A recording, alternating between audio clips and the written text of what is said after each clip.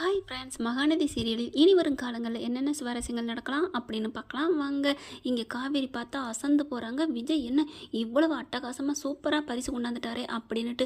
ஆனால் அவங்க அம்மா அப்படியே நேர்மாறா இவன் யார் இதெல்லாம் கொண்டாடுறதுக்கு அப்படின்னு ரொம்ப செம்ம கோவத்தோட அப்படியே நிற்கிறாங்க. அம்மா ப்ளீஸ்மா, அவர் என்னம்மா பண்ணுவார், அவர் என் மேலே உள்ள பாசத்துலேயும் நர்மதா மேலே உள்ள பாசத்துலேயும் கொண்டாடுறாரு. இதை தயவு செஞ்சு நீ எதுவும் சொல்லி அசிங்கப்படுத்திடாத அப்படின்னு காவேரி சொல்கிறாங்க.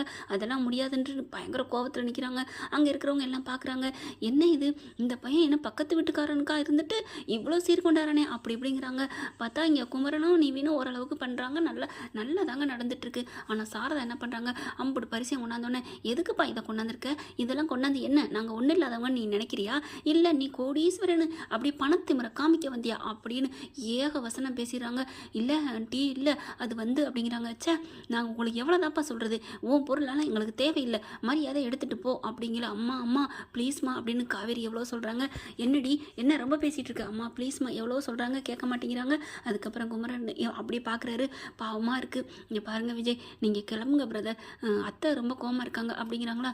சரி, அத்தை நல்ல மனசோட நமக்கு கொடுக்கணும்னு தான் நான் வந்தேன், இப்படி அவங்கள நொந்துக்கிட்டு நான் இங்கே இருக்க நினைக்கல அப்படின்னு சொல்லிட்டு அவங்க வாட்டுக்கு விறுவிறுன்னு மேலே போயிடுறாங்க தன்னோட ரூமுக்கு.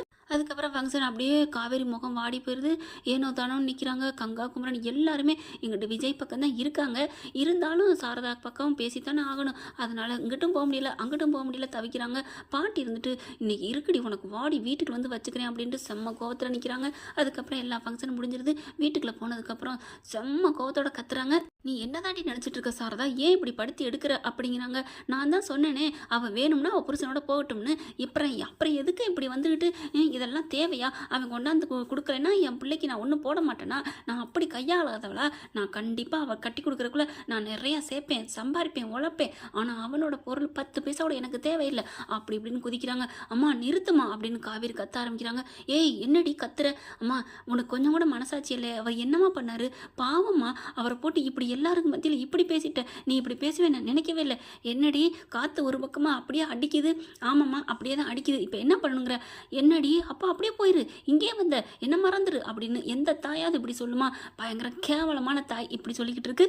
கங்கா உடனே காவேரி சும்மா இருடி, அம்மா கோவத்தை கிளப்பாதடி, நீ சும்மா இருக்கா, ஓம் புருஷனை அவமானப்படுத்தினாத்தான் உனக்கு தெரியும் அப்படின்னு சொன்னோன்னே, என்னது ஓம் புருஷனா, அப்போ ஓம் புருஷனை அவமானப்படுத்துறேன்னு உனக்கு என்ன கடுப்பாக இருக்கா, ஆமாம்மா கடுப்பாக தான் இருக்குது, அவர் என்னம்மா தப்பு பண்ணிட்டாரு, அவர் என்ன பண்ணாரு, அவருக்கு எனக்கு என்ன சம்மந்தம் இருக்குது, எதுக்காக 15 லட்ச ரூபா கொடுத்தாரே, சும்மா கொடுக்கணும் தேவை இருக்கா, அவர் தாத்தா பாட்டிக்காக தான் அதுவும் கல்யாணம் பண்ண நினச்சாரு, அவங்க மேலே ஒரு பாசம் வச்சிருக்காருல்ல, ஏதோ காட்டு மரண்டித்தனமாக என்ன ஒன்று கல்யாணம் பண்ணிக்கல, எனக்கு இஷ்டம் தான் பண்ணினேன், ஆனால் அவர் என்ன ஒன்று விளையாண்டுட்டார் என்கிட்ட, அவ்வளோதான், மற்றபடி என்னை விட்டு போகணும், என்னை விலகணும் அப்படின்னு ஒரு நாள் அவர் நினச்சதில்லை. அப்படி நினச்சிருந்தா ஏமா அவர் இங்கே வரப்போகிறாரு, இங்கே இவ்வளோ கெஞ்சிக்கிட்டு நீ திட்டெல்லாம் வாங்கிக்கிட்டு தேவையா, இந்த மாதிரி என் புருஷன் உங்ககிட்ட பேச்சு வாங்கன்னு அவசியம் இல்லை, அப்போ வீட்டை விட்டு கிளம்புறேம்மா போகிறேன், இதில் என்ன இருக்குது அப்படிங்கிறாங்க.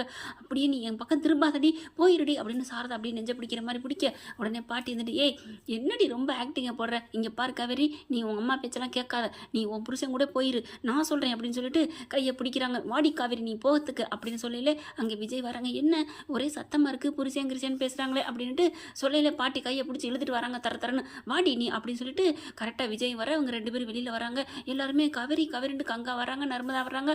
அக்கா போகாதக்கா ப்ளீஸ்க்கா அப்படின்ட்டு. உடனே கங்கா நீ சும்மா இருடி, அவள் புருஷனோட தானே வாழப்போறா, அதெல்லாம் அங்கே இருந்தால் தான் அக்காவுக்கு மதிப்பு, பார்த்தில்ல இன்னைக்கு எப்படி எல்லாரும் பேசுனாங்கன்னு. ஏன்னா ஃபங்க்ஷனுக்கு வந்த உன் புருஷன் எங்கள் அம்மா இந்த பிள்ளைக்கு 2 பேர் பிள்ளைங்களுக்கும் புருஷன் இருக்குது, நிவினும் குமரனையும் பார்க்குறாங்க, உனக்கு புருஷன் இல்லையா அப்படின்னு சொல்லிட்டு கொஞ்சம் இதாகவே பேசினாங்க இல்லையா அப்படின்னு சொல்ல, உடனே நர்மதாட்டு ஆமாக்கா அப்படிங்குது. அதுக்கப்புறம் விஜய்கிட்ட இவங்க என்ன பண்ணுறாங்க, பாட்டி கொண்டு இந்தாடா உன் பொண்டாட்டி உன் பொக்கிஷம் நீ கூட்டிகிட்டு போடா அப்படிங்கல பார்க்குறாங்க.